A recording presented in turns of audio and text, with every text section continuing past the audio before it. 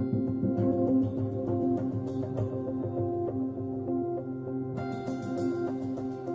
name is Dr. Anthony Levatino.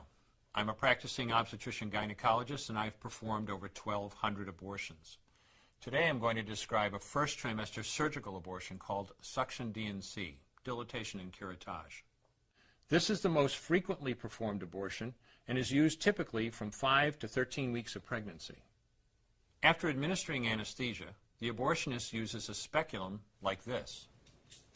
This is placed inside the vagina and opened using this screw on the side, allowing the abortionist to see the cervix, the entrance to the uterus.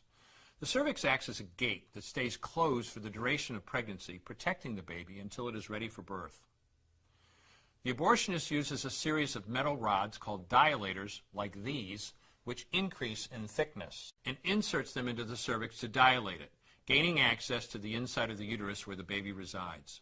The baby has a heartbeat, fingers, toes, arms, and legs, but its bones are still weak and fragile.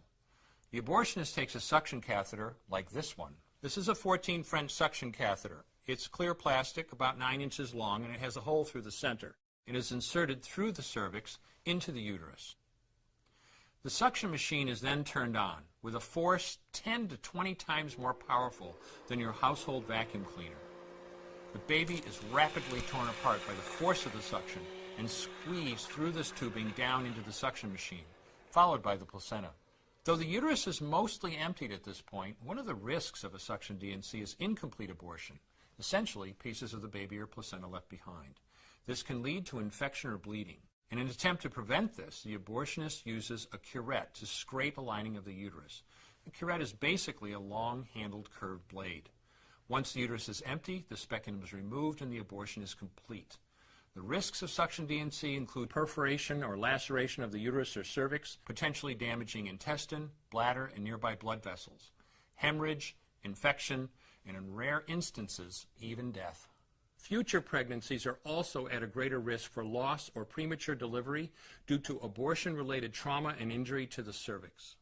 As I mentioned at the beginning, I'm Dr. Anthony Levatino, and in the early part of my career as an OBGYN, I performed over 1,200 abortions. One day, after completing one of those abortions, I looked at the remains of a preborn child whose life I had ended, and all I could see was someone's son or daughter.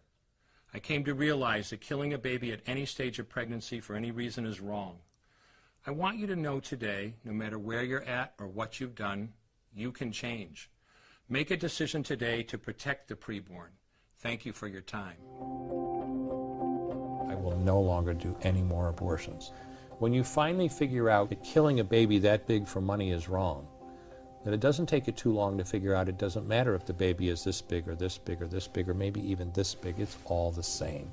And I haven't done any since then, and I never will.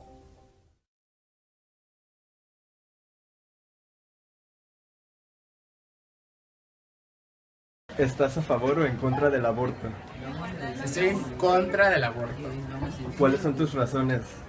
Pues es que no puedes quitarle la vida a un ser humano, aunque mucha gente diga, es que no, porque nada más es una cosita, nada. Pero no, realmente, esa cosita de nada, pues después tomaría vida. Entonces no tienes por qué quitarle. Sea violación, pues tenlo y mándalo ahí a volar. Muchas gracias. Gracias. ¿Estás a favor o en contra del aborto? A favor. ¿Cuáles son tus razones? Mira, yo considero que el abortar no es una práctica muy peligrosa, a mi parecer. Independientemente de ser peligrosa o no, creo que una persona, bueno, las mujeres tienen derecho a decidir sobre su cuerpo, qué es lo que pueden transportar, o si quieren darle vida a otro ser. Está en su derecho decidir si la quieren hacer o no, porque no pueden obligarlos a tener un hijo que no quieren. Entonces, dejando aparte todo eso, estoy a favor de la legalización del aborto, porque ya sé que si está prohibido, aún así las personas buscan abortar. Entonces, si se legaliza el aborto, van a ser mucho más seguras esas prácticas.